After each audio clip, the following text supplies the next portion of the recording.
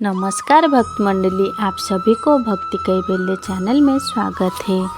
आज हम जानेंगे भगवान कृष्ण के एक भक्त के बारे में। एक संत थे, वो जंगल में कुटिया बनाकर रहते थे और भजन करते थे। उनका विश्वास था कि भगवान उनको जरूर दर्शन देने के लिए आएंगे। वो संत भगवान के प्रतीक्षा में थे। एक दिन एक शिकारी संत के कुटिया के पास पहुँचे। वो संत को देखे संत भगवान के भजन कर रहे थे। शिकारी पूछा, आप कौन हो?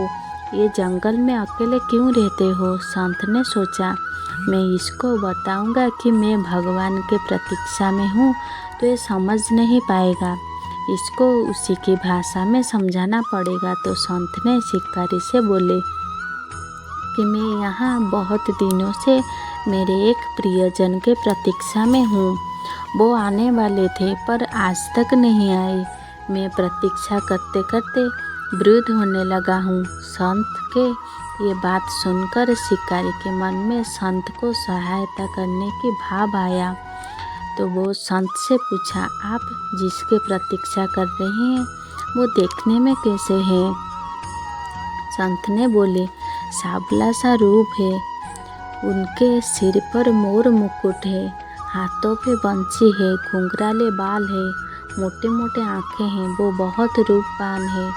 उनका नाम कृष्ण है। ये कहकर संत भाव में रोने लगे। शिकारी बोला, बाबा तुम रो मत, मैं उनको ढूंढकर तुम्हारे पास ले आऊँगा। जब तक नहीं लाया मैं अपना घर नहीं जाऊँगा। शिकारी ये बोलकर जंगल में एक बड़ा सा पेड़ पर बैठ गया और सोचा, ये बड़ा सा पेड़ है, यहाँ से सब दिखाई देगा। कोई आता है कोई जाता है। बाबा के प्रियजन यहाँ कहीं दिखाई देंगे तो मैं उनको साथ लेकर जाऊँगा बाबा के पास। ये सोचकर बैठा रहा भूखे प्यासे। एक दिन बीता, 2 दिन बीता, कोई नहीं आया। तीसरे दिन भगवान शिकारी के संत के प्रति ये भाव देखकर भगवान के मन में दया आ गई। भगवान खुद चलकर शिकारी के पेड़ के पास पहुंच गए।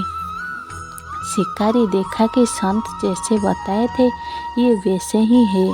शिकारी पेड़ से उतरा और भगवान को पकड़ लिया और कहीं भाग न जाए वो भगवान को उठाकर अपने कंधे पर बिठा दिया।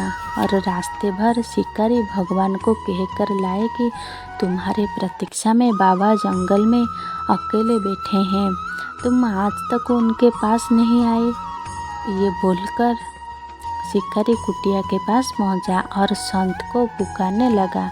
संत जब देखे कि स्वयं भगवान शिकारी के कंधे पर रहे, संत रोते हुए शिकारी के पैर पर पड़ गए और भगवान से बोले, मैं इतने दिनों से प्रभु भजन कर रहा हूँ पर आप मुझे दर्शन नहीं दिए। आज मैं शिकारी के वजह से आपकी दर्शन पाया। भगवान बोले, तुमसे ज़्यादा शिकारी के मन में निष्ठा है पर तुम्हारी भक्ति से भी मैं प्रसन्न हूँ। तुम्हारी भक्ति के वजह से आज मैं दर्शन देने के लिए आए। ये कहकर भगवान अंतर्ध्यान हो गए। आप सभी को ये भाव पसंद आए तो जय श्री कृष्णा जरूर बोलिए। Thanks for watching.